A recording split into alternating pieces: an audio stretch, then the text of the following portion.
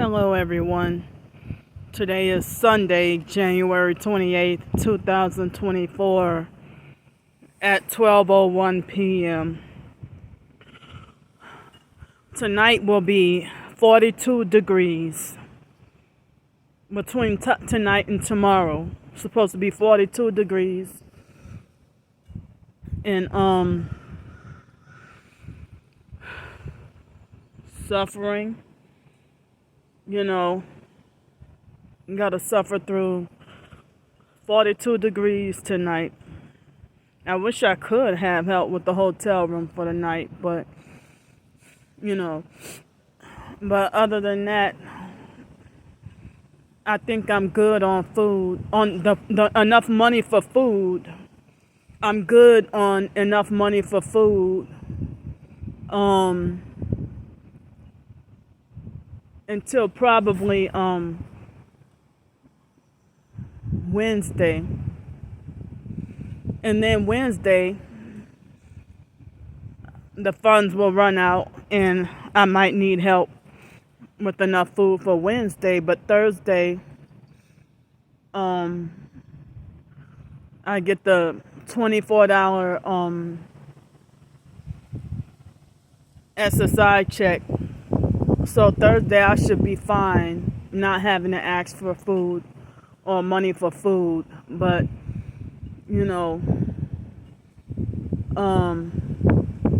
Friday I get the Social Security check.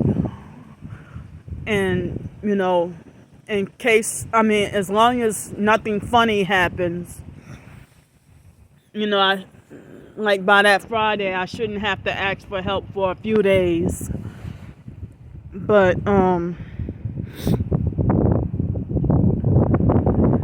what else?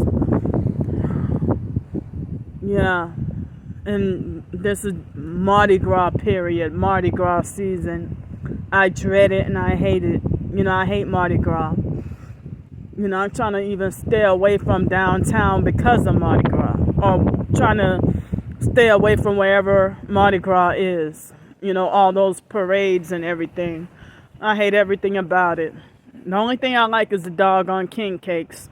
That's it. But other than that, I don't think I ever really did like Mardi Gras. But when I was little, I used to notice that during Mardi Gras, they would choose a lot of favoritism. The people working on the floats would choose favoritism with who they wanted to give beads to. Beads or special toys or, whatever else. And it's like, well, they never really throw beads at me. I was never the favorite. But anyway, some years later, with finding out the truth and stuff, I found out that Mardi Gras is pagan, like the rest of the holidays. But even aside from Mardi Gras, king cake is part of New Orleans culture. Just like the other cuisine. So, I'm feeling like I just can't wait till Mardi Gras is over. And I'm glad that we don't have that much longer left, So, I'm just trying to survive. But, I have just a few more days before I have to pay my, the phone bill. Excuse me. See, if the as I say all the time, if the perps would not have forced me to be homeless, if I could have still got to have that apartment, I wouldn't have to ask for any money or anything like that, really. Or if they would allow me to work and have a job, in which they won't. That would eliminate the need for me to have to ask for help. So, even other professed targeted individuals judge you, as well as other people. They judge you and make a certain, what people would call a negative opinion about you based on what they perceive without knowing the reasons behind the reasons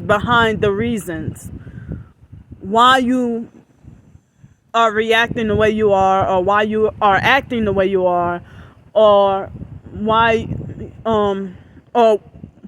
you're going through what you're going through, or why you're suffering through what you're suffering through. So, I heard that the secret societies and Freemasons, they encourage people out in the community to not help targets. And so when people do, like, when I ask for help and they politely say that, oh, I'm sorry, I don't have any cash or whatever, when I'm panhandling on the streets, and I'd be like, okay, thank you so much, I'm sorry to bother you. But it's only when they're rude and they give you that constant reminder that you deserve to be punished and you're a bad person. And then you're being like days of sleep deprived and frustrated that people don't want to help. When I can be making a living from my writings, but the perps, they stop that too. As an author with my writings, and I forget the idea that they say that a targeted individual is viewed like a slave, 3/5 of a human, or less than a human, or lower than a human. And the elite, the Illuminati elite, New World Order elite, they feel that the masses or the people are, like with the movie Ants and all that, in predictive programming in Hollywood, that's how they, they view us as lower than human, and think they're superior. And it's like a lot of the times I be getting frustrated, it's like I panic and feel like, how am I supposed to survive then? Or how am I, like, people are not letting me work, they won't give me a job. And the perps only want to see me jailed or institutionalized or dead. And they are very vocal and outspoken about that. They're not shy about it at all. So I can't be too long on here because I don't have Wi-Fi access. And the little bit of Wi-Fi is just extremely funny and take too long. And then my phone data, is everything is like everything processes slow in this area. So imagine you go to a restaurant or somewhere to eat, or fast food or something, and the cashier get an attitude with you, the manager get an attitude with you, and the server or other workers get an attitude with you. If you're dealing with the server that would get that's what happened to me this morning, and they got a perp that purple with red and black, and earlier he did that over exaggerated fake coughing, not real coughing, but and he's trying to distract me. So they had this lady this morning that aggressively demanded an answer for, where I live at. You live around here? And then I'm looking at her like, why are you asking me that? And then she said it, and I just gave her that look, like, why are you asking me that, And then she's like, you don't live around here? And it reminded me of when kids on a playground, they don't like you, but they want to be all in your business and curious. And they had this guy that was rushed me to order my food, and then was tapping on the table. And so, thanks for listening to me.